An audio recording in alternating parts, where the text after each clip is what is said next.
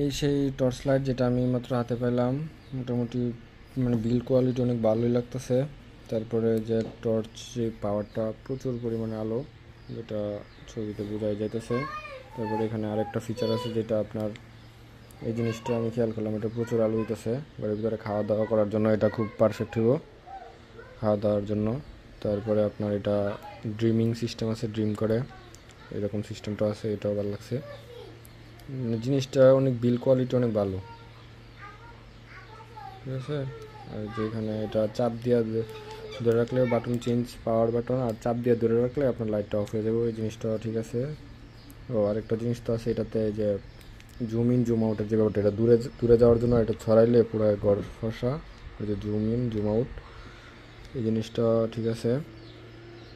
মোটামুটি জিনিসটা অনেক প্রিমিয়াম, মানে কোয়ালিটিটা অনেক ভালো লাগছে, স্ট্রং স্ট্রং আছে। আর এখানে এটা 35 mAh ব্যাটারি হয় আমি জানতাম ম্যাক্স, তবে এটা 5000 mAh হয়, সেটা আমি আজকে জানলাম এবং ঠিকই আছে 5000 mAh চেক করলাম। এটা হলো বক্স, সাথে কেবল টেবল, পাওয়ার ব্যাঙ্ক, চার্জের জন্য ইনপুট আউটপুট সব কিছু, সেটা দিয়ে মোবাইল চার্জ করা যায়। মোবাইল আমি চার্জ করছিলাম, মোটামুটি ভালো কোয়ালিটির চার্জ হয়, ফাস্ট চার্জিং, আপনার 10 ওয়াটের আশেপাশে আউটপুট নেই। তো আমার কাছে সব দিক দিয়ে মিলে ভালো লাগছে, প্রিমিয়াম আছে।